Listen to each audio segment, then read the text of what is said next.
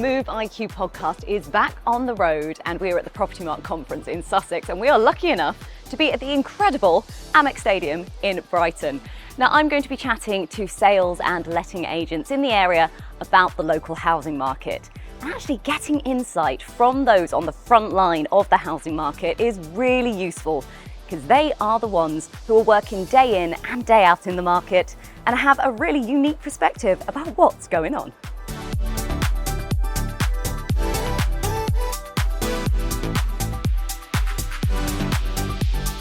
The local market at the moment, obviously lots going on, but if you could summarise it for us in a few words, let's say 3, could you do that for us? In 3 words, I would say it is competitive yet buoyant. Oh, I love that. I know I said 3 words, but let's elaborate slightly on that. So, there's a lot of agents, a lot of good agents. We're all fighting for a slice of the pie, but Brighton and Hove is a very popular destination, and there's a lot of pie to go around. Interesting, challenging, and adventurous. Oh, they're 3 quite exciting words. Sussex is a wonderful place. I'm in Lewes, which is just down the road, but I live in Brighton, and there's options here for all kind of property. It is very challenging, but there's so much to look at, whether you're looking at sales, lettings, commercial property, land, opportunities to build, new homes, new schemes. So it's exciting. So I'd say that the market is busy. So we're seeing increased tenant demand, 10 inquiries per property available to let at the moment, 10 applicants. So busy, but we've also got, it's quite a stressful market at the moment. We've got renters' rights on the horizon, so very stressful for landlords and agents at the moment. Patchy, active, hard work. I know there's 2 words there, but yeah. Because things are, there is a bit of activity out there, and in different sort of areas of the market. I'm finding sort of over £1 million is a little bit more fluid and a bit more sort of quicker in terms of transaction times, and below that taking a little bit more time and slightly more protracted and a bit harder. There seems to be a lot more coming on the market as well. So with lettings, I would say it's super busy, a bit crazy, and in properties in demand. It's very busy at the moment. We do have quite a lot of transient people come over for rentals because it's quite contracted. It's just really busy at the moment, yes. Fantastic. I mean, that's never a bad thing, is it? No, not a bad thing, and the rents are still increasing, I'd say, at the moment.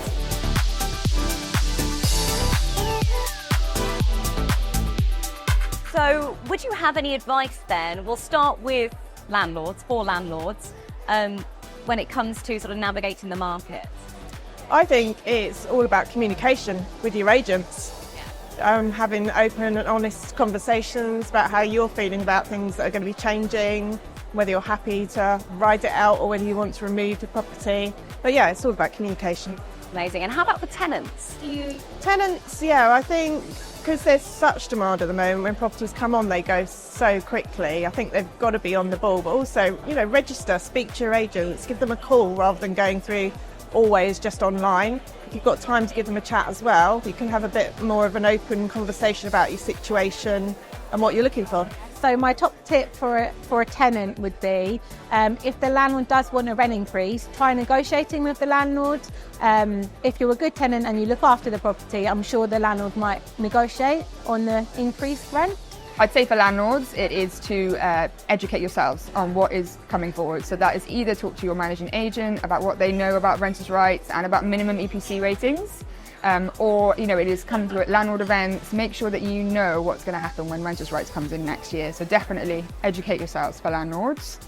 For tenants, I think again, make sure you know what the requirements are that are coming in, and I think be communicating with your landlord about that, so that you are both on it. You can open up that level of communication with your landlord, and you're both on the same page then as well. With tenants, I would say that you get everything ready, so you've got, because it's a really competitive market at the moment, so I would make sure that you are ready for your referencing, you've got everything in hand. So that's be the top tip for tenants. And really for a landlord, my top tip would be, would the landlord want to live in the property they're renting out? Well, that is a great, great thing to think about. Yes, just so you know, obviously everyone has a good standard, or like to think they have a good standard. So if you have a property to rent, would you rent it yourself? I think without question, where we are based in the southeast, there's always a burgeoning requirement for people to move, whether it's letting or buying and selling. And so I think my tip to anyone would be price point has to be absolutely sweet. It has to be right on the button. If you get the price point right, you will sell your house quite quickly. It's really as simple as that. Human nature is always to want more. Agents can't help themselves but try to be as positive as possible, and therefore perhaps they build into their valuation process a little bit of over-optimism. That really should be avoided, and I think to try to explain to clients that the benefits of being realistic in their pricing will lead to a good outcome and quite an early outcome.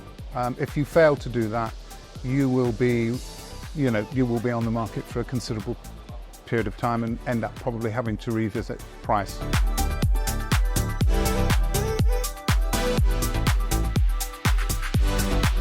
Could we have a top tip for buyers and sellers?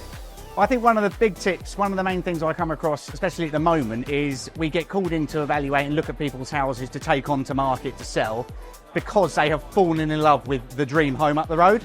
And I think they're doing that the wrong way. They need to get on the market, they need to get themselves a little bit of momentum so that they're not rushing and so that they can make that move substantiated. They can make an offer that actually means something. Yeah, that's a brilliant tip. So many people do it the wrong way round and then rush, don't get the right price, and then often miss out on the property they want anyway. I think someone who's looking to sell, it's really important to understand what's driving your move and what your needs are before you go into it, and having that conversation with your agent so then they can get you to where you want to be. There's no point in having someone around to your house asking them what they're going to do unless they know what you want to achieve from it. So the clearer you are about what you want to do, the more a good agent will be able to help you. And I think the same is for buyers.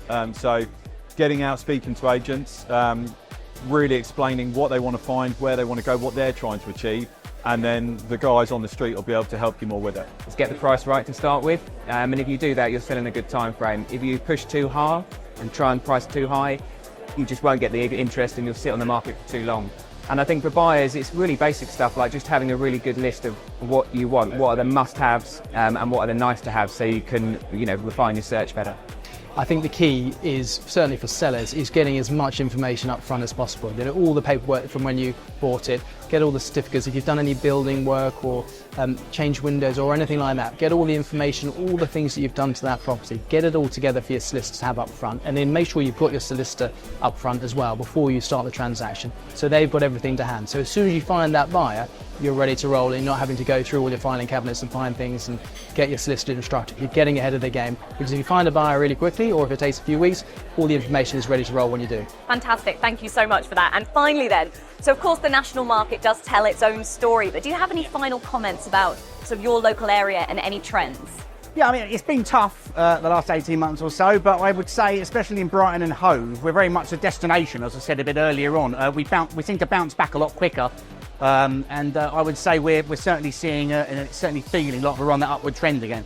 Focus in on what you want to achieve, because trends will come and go, and it's very easy to look at the news or what the guy down the pub says and act on that. I think actually you have to ignore those trends and focus in on what you want to achieve and what you want to do, because otherwise you'll always be waiting for someone to tell you what to do. We're starting to see first-time buyers come back to the market, definitely. I think interest rates dropping back is helping them, and with rent prices pushing up more and more, it's actually becoming sometimes, if buyers have got deposits, it's actually more cost-effective to buy. So we're starting to see that come back, which is good, and hopefully we'll get the market moving. At the moment, a lot of our landlords are buying more property. It's a great time to invest if you are a landlord.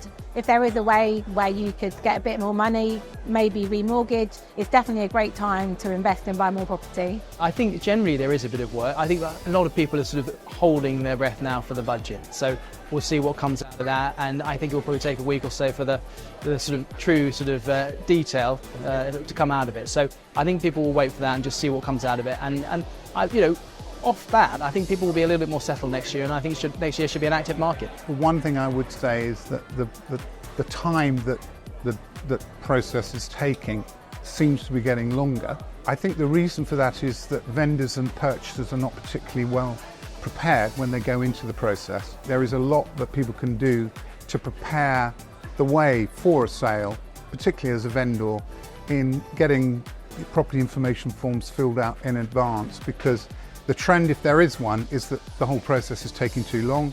It's very frustrating, and it would be nice to get some of those early hurdles out of the way, particularly when it comes to information gathering about the house that you're selling. We're definitely seeing rents still increasing. So rents have increased by 5% over the last year.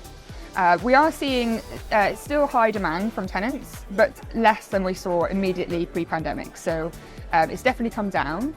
We are also seeing a change in landlord behaviour. So what we're seeing is smaller landlords with 1 or 2 properties are looking at whether now is the time to sell that property, to release that capital.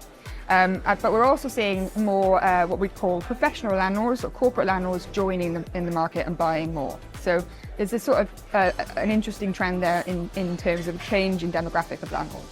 Flats are definitely going more than houses at the moment. They seem to be moving really quickly. I think a lot of people can't afford some of the rents because the houses are so high. I think we have lost some of the buy-to-let landlords with the Section 24 notices. So those landlords that were getting mortgages on properties, I think that's, the whole mortgage rate situation has made things a little bit difficult. But there are still some cash buyers out there, a few sort of people that are in a position to let their property to buy. And I think there are enough properties out there for every agent. Just a case of, providing that expertise and good customer service to help all parties, really. Thank you so much. That's all right. Thank you. Thank you.